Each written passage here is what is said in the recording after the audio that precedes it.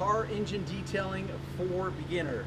So I have many videos where I detail the engine and show you exactly what to do. What I thought I would do is bring my son. I was going to disparage you by saying my challenge son, who's not really challenged. I only say challenged because he did not grow up working on cars like I did, but he is making progress. What I thought would be good is, since he's a complete beginner in many aspects when it comes to cars, detailing, specifically detailing the engine of your car, he could give or ask questions or insight that I would not think to ask. So it's my strategy that he essentially can be you guys. I can't bring you guys into the moment, but I can bring this beginner, called my son Hunter. Yes, Hunter. How's that for a masculine name? So he could ask questions that I could address in the moment that I would never think to ask. So let me pull you in and show you what we got going on here. What we have here is a Mercedes C280. Hunter, what year is this car? 99. 99. So do the math for me. It's 2017. I'm terrible with numbers. Roughly how? 18 years. Okay, 18 years old. That's pretty old. Most of you will not be working on a car this old. So the newer your car is, the better the news. You know why? Because all the electrical connectors are even more secure. So the further back in time you go, the more caution you will have to apply. But with that said, is even though this car is as old as it is, there's very little to be concerned with when it comes to water, engines, and electrical components. And that's where most people go into freak out mode. What's cool about this particular car is that it's a Mercedes. That's not really the cool part. The cool part is that the hoods on Mercedes can actually be propped up so that they will go straight up.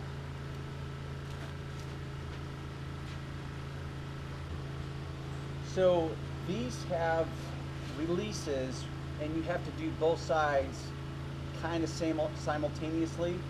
Anyhow, so you pull the hood down, you release the pin, and then the hood will actually go vertical. So talk about working room. So check this out, totally vertical. This is cool. As far as I know with cars, this is the only car you're gonna find this capability on, which leads to a common theme in detailing. It literally is all about the details. So what happens as a detailer, it's like, okay, I'm going to degrease and detail my engine. Well, where is the engine? Right there. So what happens is you become hyper-focused on the engine. So if you're working for a customer, as in you want to become a professional detailer, or you've taken on a job where you're getting paid to do this, you become focused on this, you detail this all out perfectly. Johnny customer comes out to inspect your work, and guess what? One of the first things that he's gonna do, he's gonna look up here, pretend this is in the normal tilt position as in most cars. He's gonna look up here and he's gonna question, hey, what about underneath the hood? Many guys will forget that. So every hood is different. It's unique, just as in every engine is unique. So there's certain rules, and then there's certain rules that are a case by case. So the rule in this moment is that A, do you want to clean the underside of the hood? Is it your car or is it a customer's car? Did you price it accordingly to get details like this? This actually has a mat to it. It's an insulation mat. I don't know if it's for heat or if it's for noise or both. Doesn't really matter. Many cars have them. The major problem with them is if you use, let's say, like a pressure washer, which is what we're going to use today to do this engine, or even a garden hose, and it has enough pressure, you can destroy this mat if you're not careful. So once again, you've got to choose the appropriate response. The older these get, this material will deteriorate, especially on like the Chevy trucks, those types of things. It will start to fall apart. So you've got the dirty metal parts of the hood, and then you've got the dirty fibrous mat that you have to contend with. So you can actually hose these off, but literally it's a case by case. This is pretty sturdy. It's kind of a rubberized, for lack of a better word, versus some of the more paper-like insulators. We can shoot degreaser on this. We can hose it off carefully so as to not damage it, but I also want to get up underneath here. Now that's pretty tall, which is probably not even showing in the angle right now. So if this was a customer's car, that's where I would ask them. It's like, hey, do you want that detail? Because it's going to cost more money. Time is money. You've always got to price your work accordingly. So we want to do it all to show you guys it all. So what I'm going to do is I'm going to bring this hood back up, shoot some degreaser on it, scrub it, spray it, because as a rule, one of the other rules is that you start from the top and you work your way down. Now there's a problem with that. It's not a huge problem, but when you have chemicals, for example, this is my Meguiar's Super Degreaser. When I do engines, as a rule, it is diluted down 4:1. That means for every single part of concentrate, I add another 4 parts of water, 4:1. Now the chemical, you want the chemical to react to the grease. It breaks down the grease. But if you clean this, guess what happens? It's called gravity. So gravity will allow all your gooey, messy water and chemical to drip onto the engine. Not necessarily a problem, but if there's already water on the engine and then you spray it, now you're actually taking your chemical and you're diluting it further down. So you could actually do this part of the engine first so that your chemical can be sprayed directly onto the oil, which is what you want to happen. So you could actually do this first, and this is where the dirtiest of the dirt will reside. Get this all clean, allow it to remain wet, then you could come back and then you could do this part, knowing that this dirtiness from the top will then drip onto your clean engine. But that will be a simple re-clean or a redo because it's not allowed to bake on or sit there for months and months and months. Hopefully that makes sense. Does that make sense, Hunter? Yes. Were you even paying attention? I know Yes. you're watching the car pull up, which is Yeah. Okay. So that's where you have to decide, out in audience land, which order you want to go. You're going to have different opinions based on who you ask. So I'm of the opinion that I want to do the engine first, down here. That's where the dirtiest of the dirt will reside.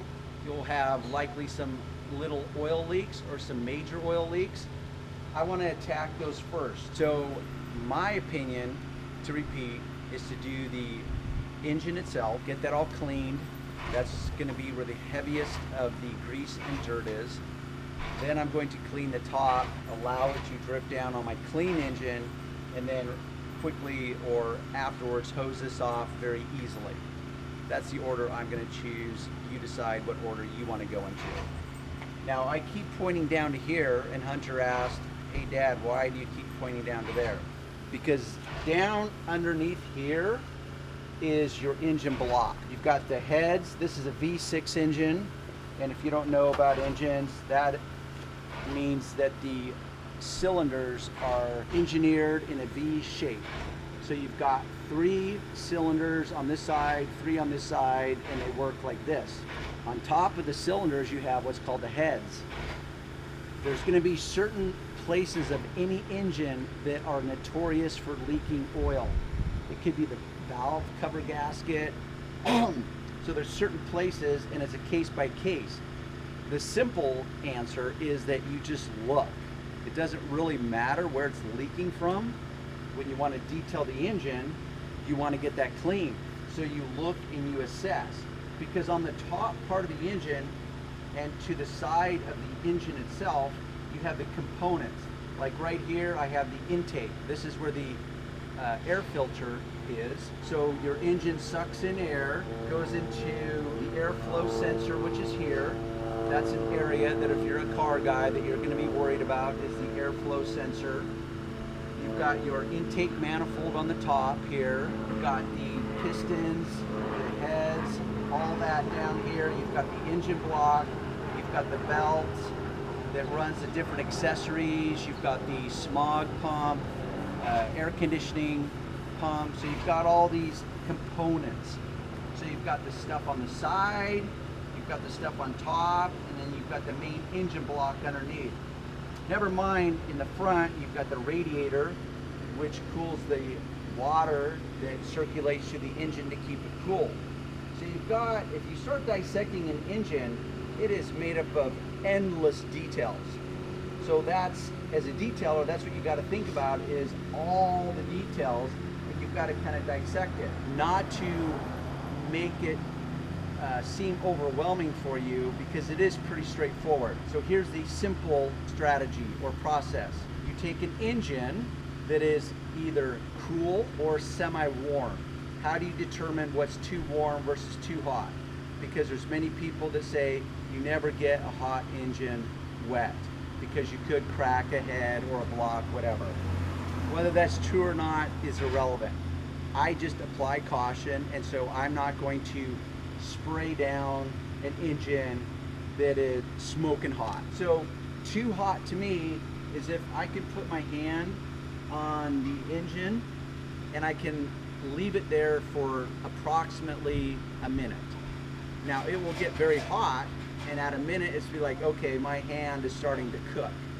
But if I can do that for a minute, I know that that's what I call the safety zone. So that's what you can do. Preferably, you want a cool engine, not just because you're afraid of things cracking or whatever, but because your chemicals, if it's on a warm or a hot engine, once you spray the chemicals, things will dry far quicker.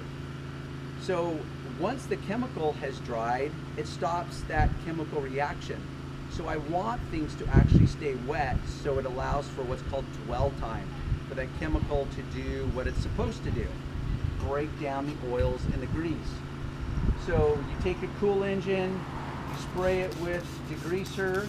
In this case, it's Meguiar's, and you can find the link underneath this video, underneath the Show More box. Help support my cause.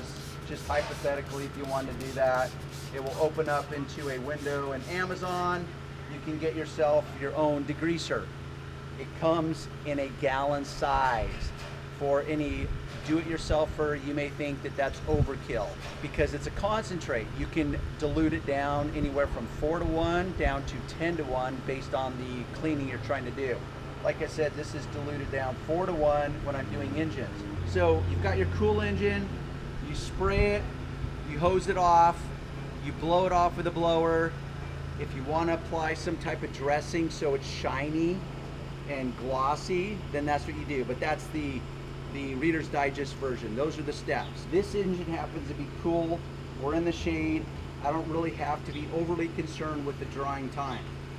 So Hunter, as a beginner, even though we actually shot a video with your other Mercedes years ago. It was a silver C280. I don't remember what year it was. It was roughly the same year. So this is actually Hunter's second rodeo as far as doing an engine. And it's not so much that you did the engine, it just happened to be on your car, right? It wasn't my car, but yes. Oh, was it your car? Whose car was it? Haley's? Christian's? Oh, okay. So, there's going to be certain areas of the engine, as I said, that will be built up with excessive amounts of oil and grease. You can see it on my fingers. So a couple of my tricks is I have this pressurized pump sprayer. You can get this at like a Home Depot or through one of my links. So here's a couple of my tricks. I've got this pump sprayer that is, so you put the chemical in here, pressurize it by pumping it. That way you're not wearing your hand out and it goes way quicker. So you can just shoot this spray and cover the engine in a matter of seconds. So that could be my traditional dilution of 4-to-1. This sprayer, I can use the concentrate straight for the excessively dirty parts. And I can essentially do what's called pre-treating it. So I will spray this on the excessively dirty parts, allow it to start to dwell, And then for the bulk of the engine, I'm going to use the sprayer to spray the engine. You'll notice I have a microfiber cloth. Why do I have that? Well, I want to eliminate as much as possible this degreaser getting on the paint. Now this degreaser, Meguiar's super degreaser, is what's called a non-caustic or a non-hot. So you can get degreasers which in the industry are called hot. They're very caustic. They possibly could leave permanent marks in a clear coat. This is not one of them, but with that said is I want to retain the wax that's already on my car. So there's a couple tricks you can use to eliminate the overspray of the degreaser, because I want to get up close and personal to the entire engine, and there's still going to be, it's just inevitable, there's going to be some overspray.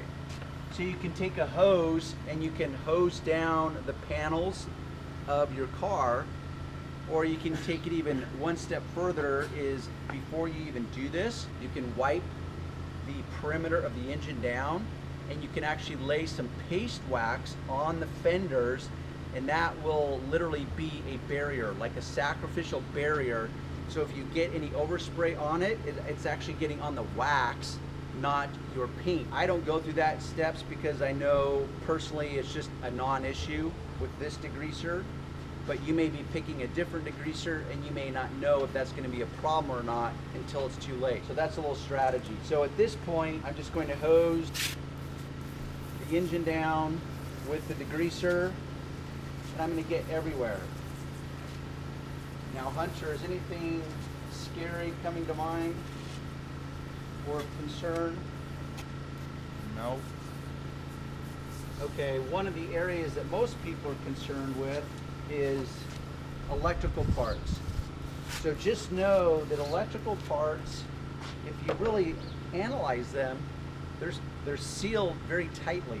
The airflow sensor, it's sealed very tightly. Now, if your engine was old enough and there's cracks in the components, then yes, there's going to be a problem, and that's where you do a visual inspection prior. If you do see a crack or whatever, you could tape it up. But just know that after we do this, I use a leaf blower and I blow it off. So I will blow off any standing water, any excess water before I start the engine up. Also, what's a concern is often in the engine compartment is what's called the fuse box. But the fuse box itself is not only covered, but there's typically a rubber gasket within the cover of the fuse box. So it's very unlikely that I can even get it wet if I wanted to. It doesn't mean I'm not going to still apply some caution, but I don't have to be overly concerned by it, because once again, this car, what, 18 years old? That's a pretty old car. How many miles are on this thing? 120,000. So 120,000 miles. So it's really safer than a lot of people would think. People go into freak out mode when they think about an engine that gets hot, it's got electrical components. I get it. So for example, the alternator, which I'm hosing down right now, degreaser, a non-issue. You can get the alternator wet. I know it doesn't make sense, but it's actually sealed, all the wires, and I can hose it directly with water, and it's a non-issue. So I'm going to continue to hose this off, or not hose it off, but hose it down. I want to get the front where the air cooler, the radiator is. Typically there's going to be bugs in it. We can address that with a pressure washer. So I'm getting all up in here. Now, if you do get some overspray on the car, you can simply wipe it like this if you're concerned by it. Also, if you've got some heavy duty areas, and this is going to be a trade-off, we're going to be using a pressure washer. So also, you've got the pre-dwelling or the pre-spotting, kind of like cleaning carpet. You pre-spot the heavy stuff. So I pre-spotted it, but don't underestimate the power of brushes. Anything goes, literally, from your toothbrush, and once again, there'll be links for this underneath my video.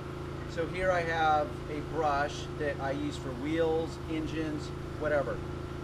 And this is where you apply some common sense. If it's a hard component of the engine, hard plastic, metal, whatever, you can use a stiffer brush.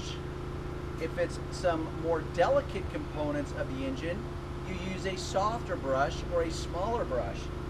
This is my actual wheel and tire bucket. Everything's compartmentalized. So you've got the Speedmaster that could go in between tight crevices in your engine. You can use that. You've got a stiffer brush. So really anything goes. So these come in a set. Typically these are for inside the wheel wells, but this is ideal for doing underneath the hood itself. This is a little more control of that.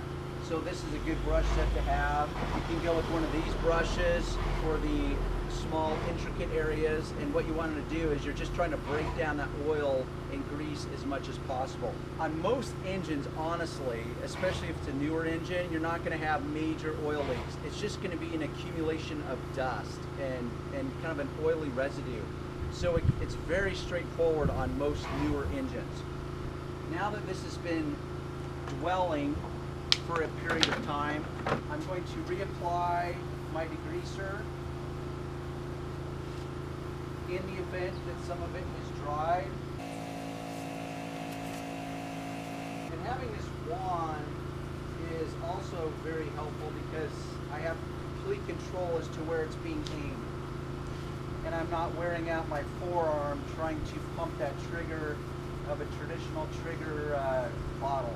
Now the trade-off with the pressure washer is that you have pressure. It's low volume, but it's pressure. This is a Sunjoy, and it's rated at 2,000 pounds per square inch, which is pretty substantial.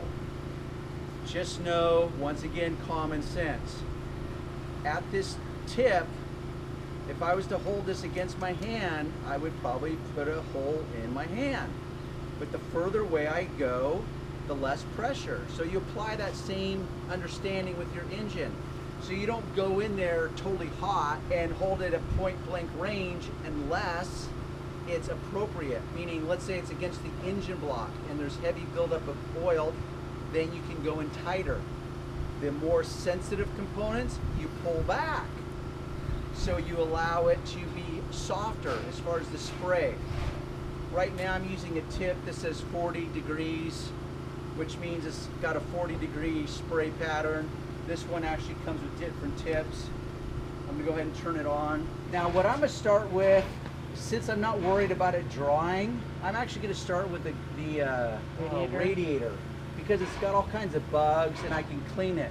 But you have to be careful because these tiny little fins are actually pretty vulnerable, and you can tweak these or damage these with the pressure from this if you hold it too tightly or too close against it. So I want to clean it without damaging it. You might notice, or you might be picking up on the strategy, is I want to contain the mess inside the compartment. So based on how you hold the wand, once again, detailing is all about awareness. I could sit here and shoot it like this because I'm so fixated on what's going on here that I don't realize that all this oily, messy, gooey water is getting shot who knows where. I don't want to do that. So I can work around the engine and keep everything contained to the middle, which then goes down to the bottom.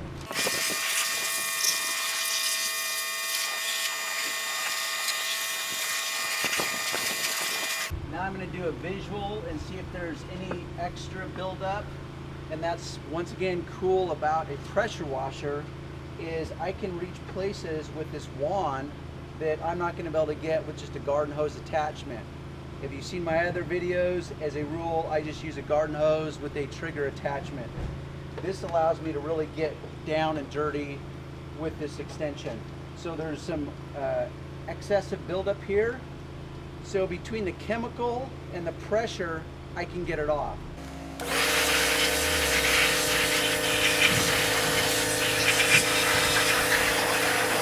Now where I'm holding this, which is literally like 2 inches away, it's the block. It's hard components. I do not need to worry about blowing a hole through some wiring or damaging some plastic shrouding. So once again, you got to apply some common sense. If it's some plastic shrouding, you pull back. If it's some hard metal pieces, you can pull forward. If it's some electrical connectors, you pull back. If you need to finesse it because you're afraid of using too much pressure on it, that's where you can come back in, respray it, agitate it with a soft brush, and then hose it off, and you just keep finessing it based on your level of concern and the piece that you're working on. Right here we've got clean. And based on the bigger picture, meaning it's a car of this age, it's never gonna look perfect because there's just pieces that are starting to wear out. So that's where you just adjust and you make an appropriate decision as to what clean is and the type of clean. So I know I have all the gooey, gunky, built up oil and grease off of the engine, so it's clean. I could figure out ways to spend more time on it, but that's where you, if you're a business owner, you've got to figure out the cost benefit analysis and the expectations of your customer. At this point, because this is all cleaned now I'm going to pull this down to the normal position, and we're going to clean the underside of that. Now we're going to attack underneath the hood. Once again, if your car has a mat underneath it, that's where you are going to have to assess as to the appropriate response. This very well could have been replaced because it's in good condition. It's just dirty. So I'm going to spray it with degreaser, because really what I'm looking is just to remove that superficial layer of dust and that kind of oily residue. Then I go into metal part and the latch for the hood itself.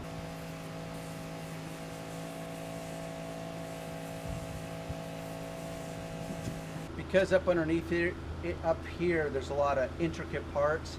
This is where I'm going to bust out my brush. I'm going to break loose the dirt.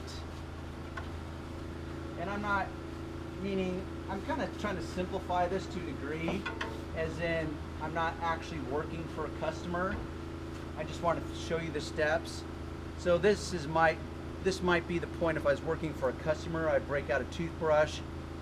I would hose it off now, assess as to how clean it is or is not, and maybe have to repeat my steps 3, even 4 times to get it completely clean for customer satisfaction. Now, once again, the mat. I've got to apply appropriate strategy.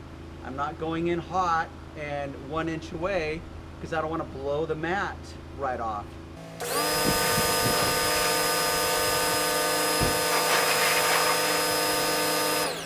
And because the camera is there and I don't want to trash the camera, I'm going to accept that I'm going to blow all this dirt that way, and that fender is just going to be messy, and I'm going to have to clean up that fender when I'm done.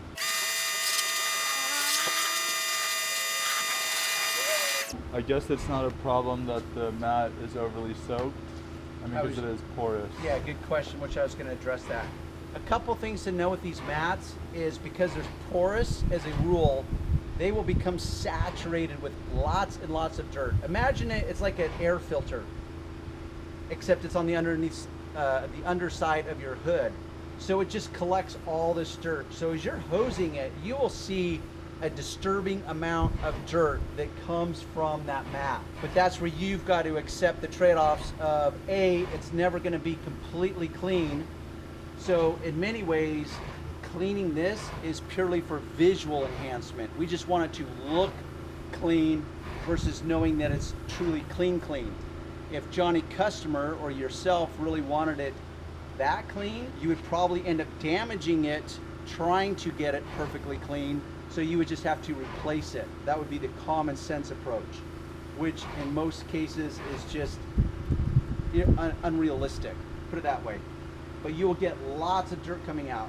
Also, because it's porous, it soaks up so much water, it will continue to drip for a very long time. So right now it is dripping down. Gravity is pulling all the water that way, and it continues to drip on the engine on the backside. As I blow it off with a blower, I'm going to start up here and I'm going to work my way down because I'm trying to remove the excess water and force all the excess water from up here, and down onto the ground. But that will continue to drip. So as you're working, and which is why, as a rule, if I'm ever going to do an engine as part of the detail, I'm going to do that first. So after this is all done and blown off, this can continue to drip while I'm doing other parts of the car. It will get to a point where the drip is so subtle that you can close the hood and now it's vertical, and that water will quit dripping on the engine and it will kind of just dissipate into the surrounding material, if that makes sense. At this point, our next step is, well, I want to hose off this fender for one. And if you're worried about water spots, this is the point where you use your microfiber cloth, you wipe it up,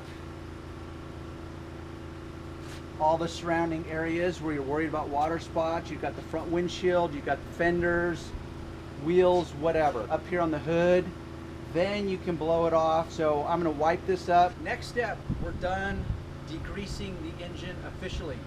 It is wet. We have propped the hood back up, which is cool in this aspect, because now the water literally via gravity can go straight down and can be dripping while we're doing the rest of the engine. The next step is to blow it. I want to say something about blowers. They are not all created equal. If you have access to compressed air, obviously you could use that. What I love about this is I never have to wait for a tank to compress. I don't have to hear that annoying noise of it cycling on and off. As long as I have electricity, I have instant air. So you've got this winning balance when it comes to leaf blowers. Too big versus too little. Not enough air versus a lot of air. So there's different leaf blowers. You will find a link on, once again below this video, of what I consider the winning combination for most people. Enough air to do the job, and it's not this exact one. This one is actually a little bulky. For a lot of you that lack the strength, especially if you're like a woman, not to disparage you women, but yes, admittedly, you guys are the physically weaker sex. I didn't make the rules, okay? There's the person called God did, or someone did. Okay, so it's just a reality. So a big leaf blower, while it may put out large volumes of air, which is a good thing, will become so cumbersome to work with, you may never want to use it. So you really need to find that winning combination. So I'm gonna have Hunter blow this off. Now what we're trying to do, also, I recommend all you guys and gals practice safe blowing. Okay, that was awkward. That was awkward.